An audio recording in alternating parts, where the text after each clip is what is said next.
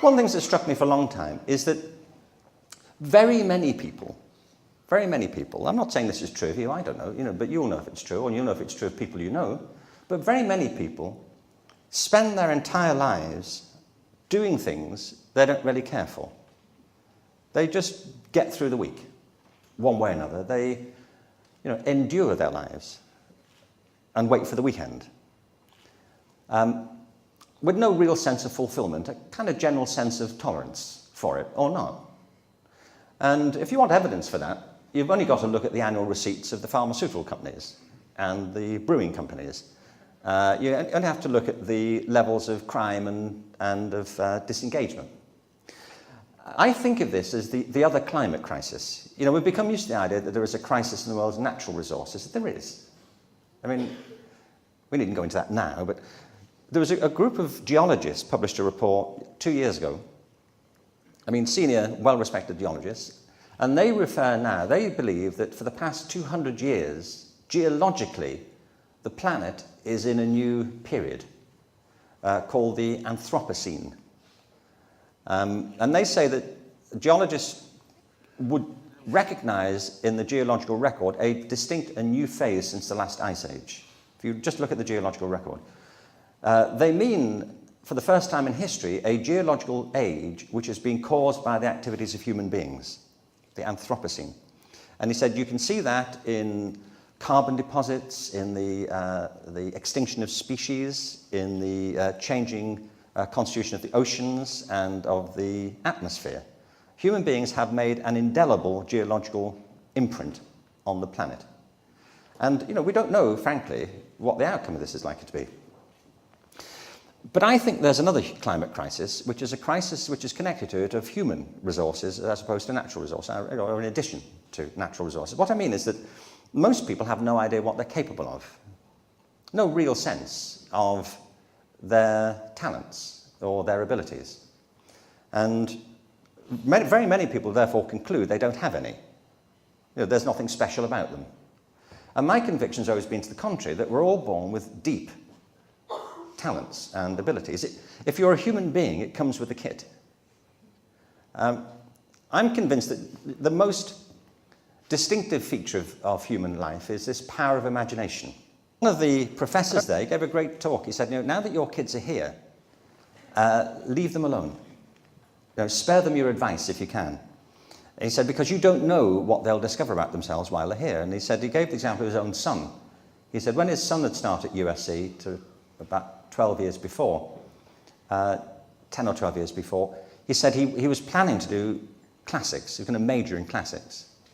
And he said, we were a bit worried about that because we thought, what type of a job would you get with a classics degree?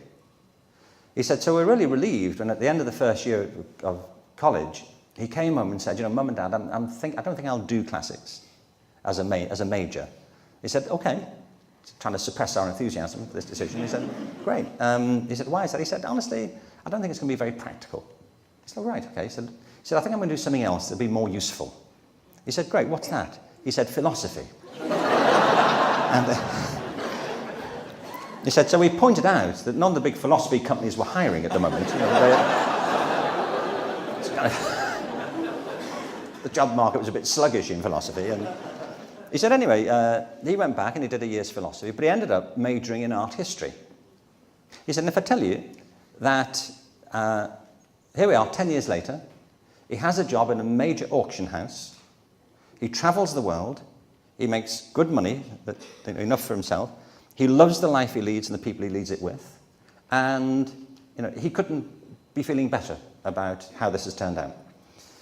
And he said the reason he got the job was because of his knowledge of art history, his grounding in ancient cultures, and the intellectual training that came with his philosophy program. He said, but if he'd gone into USC and we'd said to him, look, here's the plan. Why don't you do philosophy, art history, and classics? And you never know. 10 years from now, there may be a job in an auction house. It could just line up that way. And I say it isn't that way because of the essentially creative nature of being alive, of being a human being. And to me, it's an essential principle. It's why I argue so hard about reform in education, because our education systems are based on a linear mode of production. And it's, I believe, why so many people end up feeling detached from their own talents, because they've been through an education system that prioritizes certain types of talent and marginalizes the vast majority of other ones. And if you're not good at certain things, like if you're not good at mathematics, you're assumed not to be good generally. And for me, it's why we have to argue for a transformation in education systems, but not just that, but also in our workplaces. But it begins with transformation of ourselves. It's something that the view that we came to the Vancouver Peace Summit was that this is something the Dalai Lama said, you cannot promote world peace if you are angry. It's as simple as that. It's Gandhi's point. You have to be at peace with yourself, not complacent with yourself, but at least at peace with your own possibilities. And as Gandhi said, you have to be the change you want to see in the world. You can't promote things to which you are insensitive. It's why so many teachers have a problem promoting creativity, because they themselves aren't in touch with their own creative possibilities, and why that's a bigger hill that we have to climb. But in the end, I think it comes back to what Carl Jung said. He said that I am not what has happened to me as a human being, I am what I choose to become. It's the same point George Kelly made when he said that nobody needs to be the victim of their own biography. And as Jung said, you're what we choose to become. And as a human being, you're born with a lot of choices, and I think for our own fulfillment, for the fulfillment of the people around us, we should be sure to explore them and make the right one. Thank you. But you see, there are things we're enthralled to in education. Let me give you a couple of examples. One of them is the idea of linearity.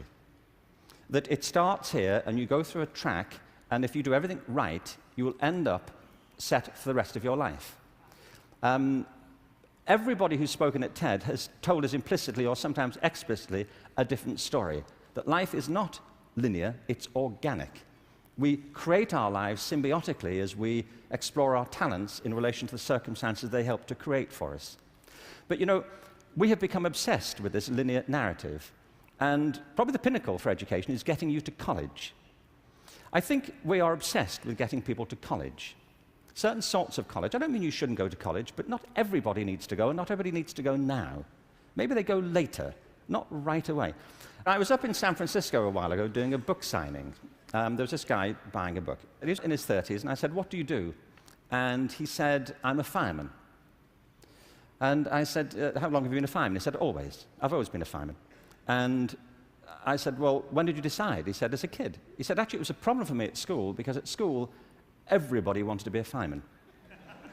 He said, "But I wanted to be a fireman." You know, and he said, "When I got to the senior year of school, my teachers didn't take it seriously. This one teacher didn't take it seriously." He said, "I was throwing my life away if that's all I chose to do with it. That I should go to college, I should become a professional person, I had great potential, and I was wasting my talent to do that." And he said it was humiliating, because he said it in front of the whole class, and I really felt dreadful. But it's what I wanted. And as soon as I left school, I applied to the fire service, and I was accepted. And he said, "You know, I was thinking about that guy recently, just a few minutes ago when you were speaking about this teacher." He said, "Because 6 months ago, I saved his life." He said he was in a car wreck, and I pulled him out, gave him CPR, and I saved his wife's life as well. He said, "I think he thinks better of me now."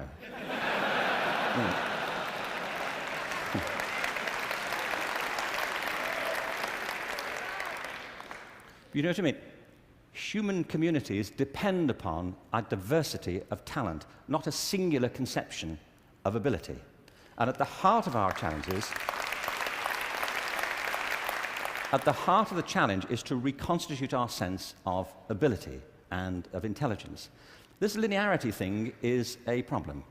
When I arrived in LA about 9 years ago, I came across a policy statement, very well intentioned, which said college begins in kindergarten. No, it doesn't. It doesn't. If we had time, I could go into this, but we don't. Kindergarten begins in kindergarten. A friend of mine once said, "You know, a 3-year-old is not half a 6-year-old."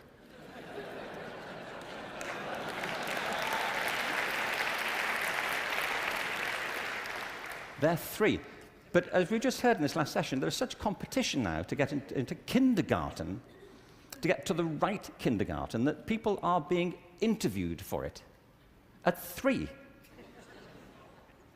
Kids sitting in front of unimpressed panels, with their resumes.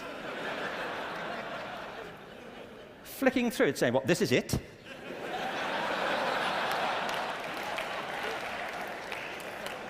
You've been around for 36 months and this is it.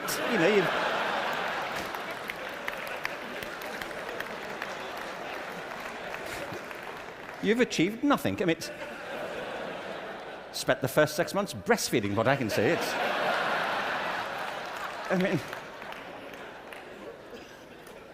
It's outrageous as a conception, but it tracks through. The other big issue is conformity.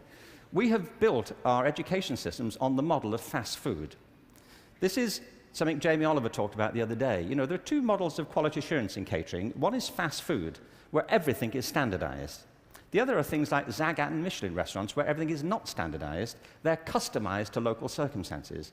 And we have sold ourselves into a fast food model of education. And it's impoverishing our spirits and our energies as much as fast food is depleting our physical bodies.